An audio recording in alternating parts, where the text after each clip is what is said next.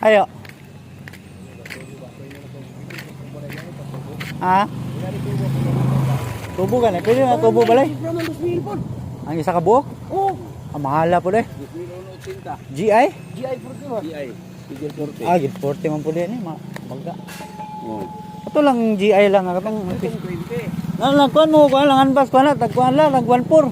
Asa? Yan na. GI nga katong nipis-nipis. Ah, katong schedule 36. 36 kung sa'yo. Yo. Tubig ko. Anya na. Ganti na kinakaya dito po. Ako ka na rin pinong gabi. Ganti na mapuri pero po di gabi. Ay! Wala.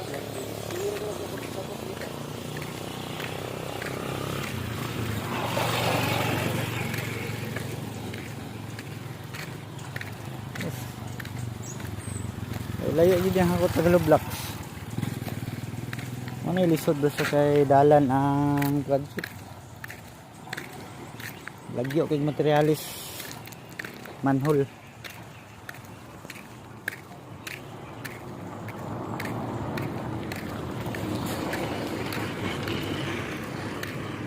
Isa nagpail bas? Si polis nagpail? Ah, mas polis dahil.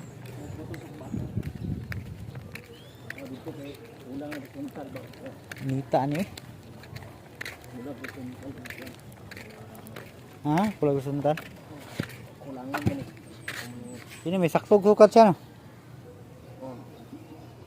Ako lang ganun ko, ganyan na diri ako nang ibabaw ako ng tarong. Wala mo kapong kay grabe ko. Laog kay tagdire ako na ko akong putang tao ni. Ini lang nagpile ta mo galog blocks. Di sa tunga ba?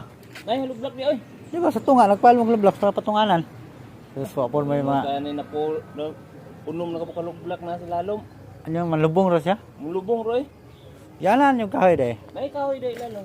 Kana makapile lang og duha. Iyon lang ana kahoy. Pakaoran ng kahoy. Tirada ba kanang pakaoran yung kahoy ba patong lang na block di. Pagkahuman yung pile na pagplaster nyo putlon gabson dukdukon so paulpot. Size. Ganahan po kasi gumulong. Nga mo gapong day. Gwapo na magumulong ibugnaw. Pero kini di pa ni hugaw ni nga kwan tubig. Ang lisod ani ganang ma-stagnant na kay delikado na kay samad. Si Dudong ra rin no. Dudong ra rin isa.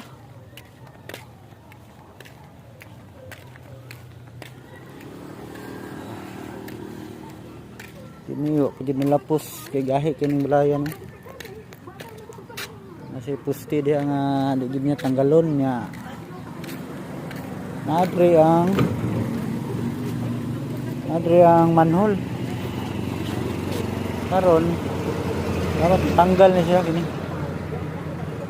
Hindi ni tanggalon nga pusti basta na. Di kalusot namong kuandre. Culvert sa manhole. Kini gahi ni nga balay. Ang diskarte yan, mong dikitan dia para makan ka na dia di maginihina sila kuan bakbak.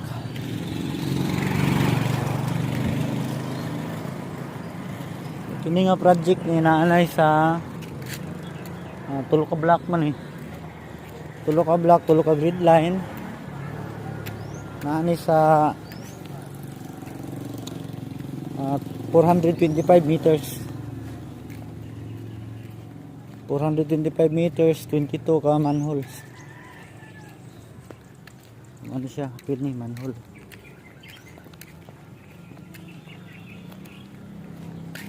Kini dire, pangalan pa ni culvert dire. Ah.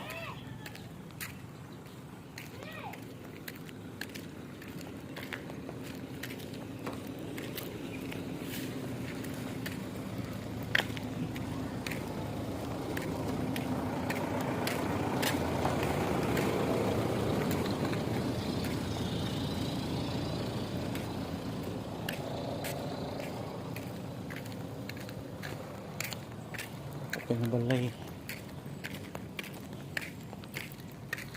Ini mo ni ang last nga manhole.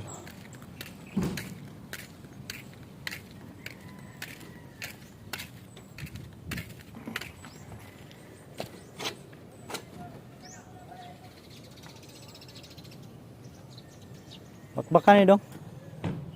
Bakbakan niya. Ya, ada. Ya. Cahaya kuan yuta.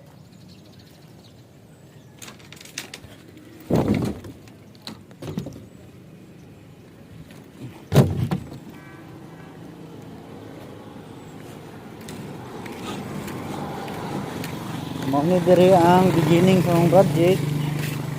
Left and right ni, tulo ka grid, tulo ka block.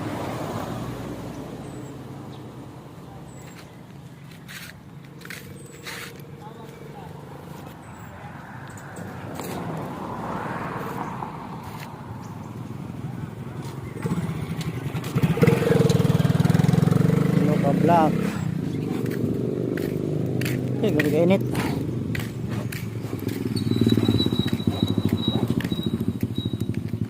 Ya, kasagaran man gud sa kuan kanang syudad ng mga balay nila, wala pa silang muhon. Kini man gud ang ilang muhon ani, kini nga balay ni. Ang ilang muhon ani nari ni diri. Diri ni ilang muhon. Ang problema kay mo extension sila mulapas. Mulapas sila. Kaya nagtuon mangod sila nga kalsada dirira ang kalsada ba na. Pero wa sila kay balo nga ang gobyerno magsige nagpa road widening. Dapat kung adri ang kalsada sa gobyerno public, kalsada sa public, dapat gikan diri mag-alawan sa kada 3 meters.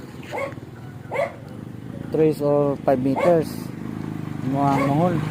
So, ang mohon na nila nara dito. So gikan sa imong mohon atras dito ka 1 meter unta.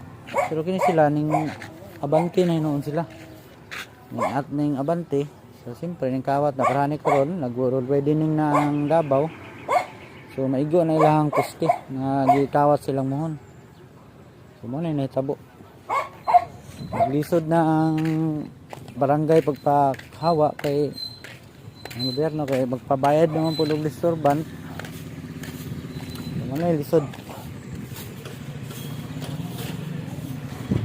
Pero kanang uban nga nagsulod sa kuan rani wala nakadalawan sid.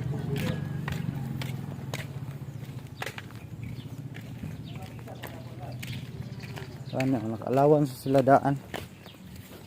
Wala yung polis. Ang paraan nyo. Okay, nakalawan sa sila daan. Kana lang manigawas. Pero ang ilang balay, nakalawan sa dyan. Di pareha dito. Nganing kawat din dyan mohon. So, manay nakalisod. So, kinig-coordinate na sa kapitan. Meeting na sila, mga balay dito nan. So, nakasabot na sila. May posibilidad na mabakbak yun ang nilapas sa mohon.